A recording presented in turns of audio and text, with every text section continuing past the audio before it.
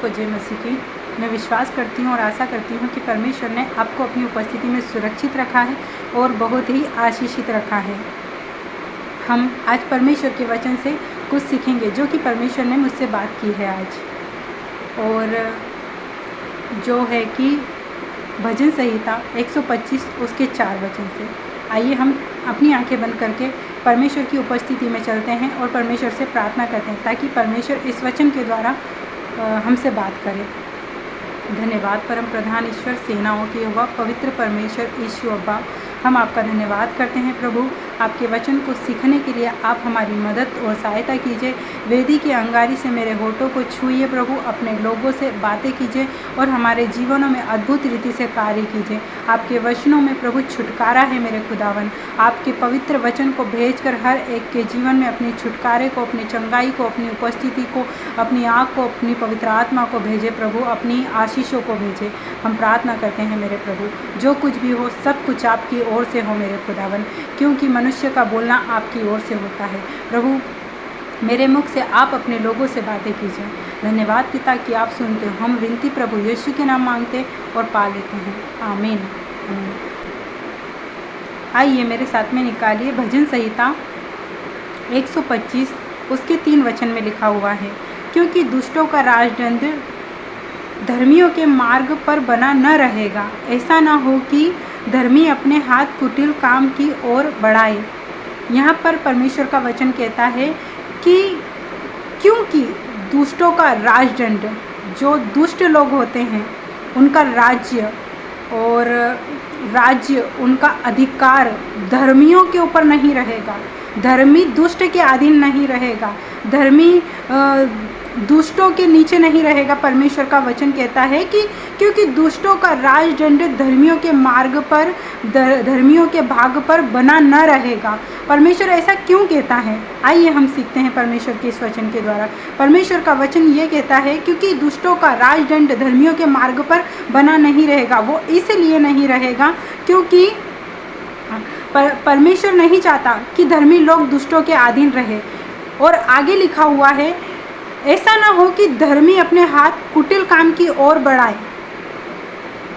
राजदंड दुष्टों के अधिकार में क्यों नहीं रहने देना चाहता है परमेश्वर? ऐसा ना हो कि धर्मी अपने हाथ कुटिल काम की ओर बढ़ाए। मैं आपको बताती हूँ अपने जीवन के बारे में कुछ बातें इस वचन के माध्यम से। एक एग्जाम्पल के तौर पे, मैं जब 2020 में एक कंपनी में जॉब में थी, तो वहाँ पर मेरे जो सीनियर थे, सुपरवाइज़र थे, वो बड़े मतलब थोड़े डरावने टाइप थे और थोड़े स्ट्रिक्ट टाइप के थे। और मैं देखती थी कि मेरा उनसे कोई लेना देना नहीं था। जब शुरू में ही जब मैं उनके पास जॉब करने लगी उस कंपनी में, तो वो हमेशा मुझसे थोड़ा सा कड़क तरीके से बात करते थे और थोड़ा सा मुझे ऐसा लगता था कि वो जानबूझ के मेरे साथ में ऐसा करते, क्योंकि उन्हें ये पता चल गया था कि मैं परमेश्वर यीशु मसीह पर विश्वास करती हूँ, और वो इस कारण से मुझ पे थोड़ी जलन रखते थे और मुझे दबाने की कोशिश करते थे। कई बार मैं अपने जो समय रहता था जॉब का, उस टाइम से भी ज़्यादा अपनी मेहनत करके पूरे ईमानदारी के साथ जब तक मेरा काम ख़त्म नहीं होता था, मैं वो काम करती थी। फिर भी वो मुझ पर दबाव डालने की कोशिश करते थे, मेरे काम की कभी तारीफ़ नहीं करते थे। हमेशा वो, मुझे ऐसा लगता था उनकी बातों से, उनके कामों से कि वो मतलब जो लोग अच्छा काम नहीं करते थे उनसे हंस के बात करते थे वो, और उनके साथ अच्छे से रहते थे। मगर वो मुझे डराने की कोशिश करते थे, दबाने की कोशिश करते थे। मैं यदि स्माइल भी करूँ तो वो स्माइल नहीं करते थे, मगर मैं फिर भी परमेश्वर का धन्यवाद करती रही थी। मगर कुछ टाइम बाद मैंने देखा कि उन्होंने वहाँ से रिज़ाइन दे दिया, उनको वहाँ से जॉब से निकाल दिया गया, और मैंने अपनी तरफ से कुछ नहीं किया, परमेश्वर ने ही ये सब कुछ किया। क्योंकि परमेश्वर नहीं चाहता कि एक धर्मी दुष्ट के अधीन रहे। क्योंकि कई बार ऐसा होता था कि वो मुझसे बोलते थे कि तुम ऐसे आगे अगर कोई बड़ा अधिकारी पूछता है या बड़ा सर आपसे कुछ पूछता है तो आप ऐसे बोल देना, मतलब झूठ बोलने के लिए मुझे बोलते थे। जो काम नहीं हुआ है उसके लिए झूठ बोलने के लिए बोलते थे, और मैं वो चीज़ नहीं करती थी। तो परमेश्वर का वचन कहता है कि कहीं ऐसा ना हो कि धर्मी अपने हाथ कुटिल काम की ओर बढ़ाए या कुटिल काम करे। जब अधर्मी लोग ऊंचे पद पर होते हैं, अधर्मी लोग धर्मियों को अपने अधीन रखते हैं, तब वो उनसे कुटिल काम करवाने की और सोचते हैं कि हम इन्हें दबा लें और हम जैसा चाहें उनको वैसा चलाएं। मगर जो परमेश्वर का भय मानते हों, वो लड़का हो, लड़की हो, स्त्री हो, पुरुष हो, जो कोई भी हो, जो परमेश्वर का भय मानता है वो गलत काम करने के लिए कभी भी हाँ नहीं भरेगा। जैसे कि हम दानियल के विषय में भी देखते हैं कि वो परमेश्वर के भय को मानता था, परमेश्वर के वचन को मानता था, और जब उसे अशुद्ध भोजन करने के लिए बोला गया तो उसने मना कर दिया, और इसकी वजह से उस मतलब जो अधिकारी उसके ऊपर ठहराया गया था, उस टाइम पे परमेश्वर ने उसके मन को नम्र और दीन करा दानियल के लिए और उसके मित्रों के लिए भी, और वो उस गुनाह को करने से बच गया। उसी प्रकार हम कई बार हम देखते हैं कि यूसुफ के टाइम पर भी जब जहाँ पर वो काम करता था, जहाँ पर जिसके अधीन था, वो लोग विश्वास में नहीं थे, वो परमेश्वर को जानने वाले लोग नहीं थे, मगर यूसुफ परमेश्वर के मार्गों पर चलने वाला था, परमेश्वर के भय में चलने वाला था, परमेश्वर की व्यवस्था पर चलने वाला था। और जब जिसके यहाँ काम करता था उसकी स्त्री ने उसके संग में गलत संबंध बनाने के लिए, गलत चीज़ों को करने के लिए उस पर दबाव डाला, तब यूसुफ वहाँ से भागा। इसीलिए परमेश्वर का वचन कहता है कि दुष्टों का राजदंड धर्मियों के भाग में बना न रहेगा। परमेश्वर ज़्यादा टाइम तक दुष्टों को धर्मियों के ऊपर नहीं रहने देता है। इसीलिए परमेश्वर का वचन कहता है कि ऐसा ना हो कि धर्मी अपने हाथ कुटिल काम की ओर बढ़ाए। कई बार ऐसा होता है कि हम परमेश्वर के भय में चलते हैं, परमेश्वर के लोग हैं, और हम जब हमारे ऊपर काम का दबाव आता है या गलत लोगों का दबाव आता है और लोग जब हमको दबाने की कोशिश करते हैं, हमारे जीवन में कई कंडीशन आती है, हमारे जीवन में बहुत सारी प्रॉब्लम परेशानी आती है, तब जो हमको दबाने की कोशिश करता है, जो हमें गिराने की कोशिश करता है, हम बोलते हैं प्रभु हम सही काम कर रहे हैं, हम गलत नहीं हैं, हम अपनी जगह पर सही हैं, फिर भी वो लोग हमको दबाने की कोशिश क्यों करते हैं? और हमारे अंदर भी शैतान को आने का मार्ग मिलता है जब हम बोलते हैं कि मैं भी इसी के संग में ऐसा ही करूँगा, और हम भी कभी कभी गलत रास्तों पर चले जाते हैं। इसलिए परमेश्वर हमको दुष्टों से बचाने के लिए धर्मियों के भाग पर दुष्टों को बना नहीं रहने देना चाहता है।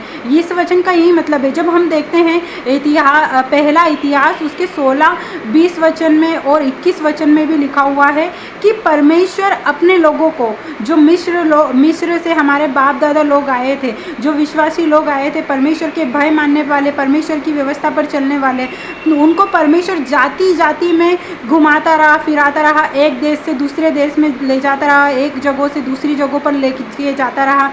और परमेश्वर ने कहा कि मैंने उन्हें किसी जाति को उन पर अंधेर नहीं करने दिया। परमेश्वर का वचन कहता है कि पहला इतिहास उसके 16, 20 और 21 वचन आप पढ़ सकते हैं। उसमें लिखा हुआ है कि मैंने किसी जाति को तुम पर अंधेर नहीं करने दिया, और जो कुटिल काम कि मैंने किसी जाति को तुम पर अंधेर नहीं करने दिया, और मैं तुम्हें जाति से जाति में घुमाता रहा, फिराता रहा, और मैं तुम्हारे निमित्त मैं राजाओं को, लोगों को, जातियों को धमकी देता रहा कि मेरे अभिषिक्तों को मत छुओ और मेरी नबियों की हानि मत करो। और कितनी बड़ी बात है कि परमेश्वर हमारे लिए किसी राजा को, एक साधारण मनुष्य और एक राजा, बहुत बड़ी बात होती है। इसीलिए परमेश्वर राजाओं को भी अपने लोगों के लिए, अपने भविष्यवक्ताओं के लिए, अपने विश्वासी जनों के लिए, उसकी व्यवस्था पर चलने वालों के लिए उन लोगों को धमकी देता था कि उनको मत छुओ। जैसे हम देखते हैं कि जब अब्राहम जो थे वो एक देश में गए, और वहाँ पर जब परमेश्वर ने उनको कहा कि अपने देश, अपनी जाति को छोड़कर मैं जहाँ बोलता हूँ आप चलो, और अब्राहम परमेश्वर की आवाज़ को सुन के शारा के संग में, अपने सभी लोगों के संग में, उस जहाँ पर वो रहते थे वहाँ से छोड़कर परमेश्वर जहाँ ले जाना चाहता था वहाँ पर चल पड़े, विश्वास करके परमेश्वर पे। मगर हम देखते हैं कि एक जगह पर जब वो गए तो वहाँ पर जो राजा था उससे थोड़ा सा अब्राहम डर गया, और उन्होंने सारा को कहा कि जब ये तुझसे पूछे कि अब्राहम तुम्हारा क्या लगता है, तो उसको बोलना कि ये मेरा भाई लगता है, कहीं ऐसा ना हो कि वो मुझे मार डाले। पर परमेश्वर इतना महान, इतना बड़ा है, इतना सामर्थी है कि जब उस राजा ने सारा को देखा कि सारा सुंदर है और उससे विवाह करने के लिए, उसको अपनी पत्नी होने के लिए चाहने लगा, तो हम देखते हैं कि उस जो राज्य था उस राजा का, वहाँ की जो स्त्रियां हैं उनके गर्व को, मतलब उनको परमेश्वर ने बांझ कर दिया। और जब उस राजा को पता चला कि ये सारा जो है वो अब्राहम की पत्नी है, तब वो अब्राहम से बोलने लगा कि तूने मेरे साथ में ऐसी बुराई क्यों करी, तूने मुझे झूठ क्यों बोला कि सारा तेरी पत्नी नहीं बहन है। तो अब्राहम ने बोला मैं डर गया था, मतलब अब्राहम भी वहाँ पर डर गए थे, मगर परमेश्वर ने क्या किया, वहाँ की जितनी भी स्त्रियाँ थी उन सबको बांझ कर दिया। और जब तक अब्राहम ने उनके लिए प्रार्थना नहीं करी तब तक उन स्त्रियों को बच्चे नहीं हुए। और हम नीति वचन में भी देखते हैं, नीति वचन 3 अध्याय उसके 5 और 6 वचन में लिखा हुआ है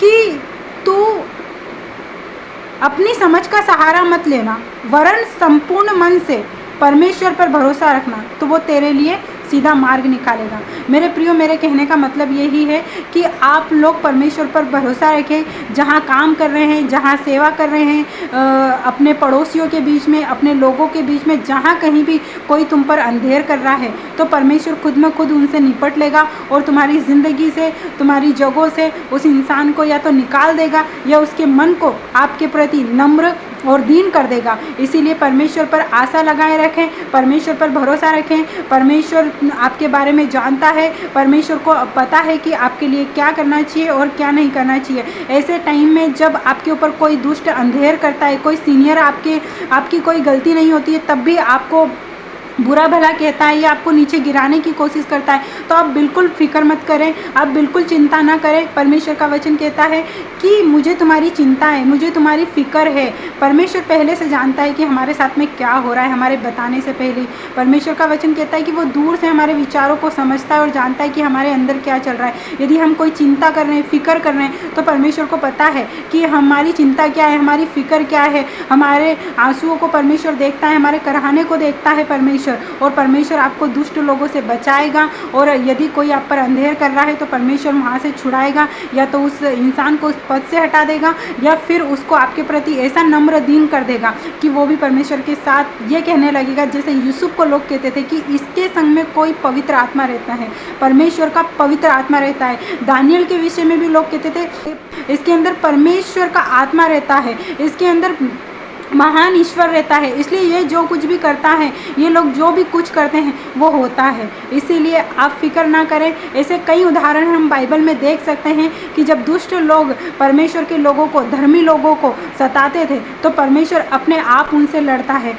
और बार हम देखते हैं कि एलीशा की टाइम पर भी एक राजा उन पर अंधेर करने की कोशिश करता है, उन्हें मारने की कोशिश करता है, और उनका सेवक बोलता है कि हे प्रभु, हाय प्रभु, देखो ये तो रथ घोड़े लेकर, ये सारी पूरी सेना लेकर हमारे को मारने के लिए आ रही है।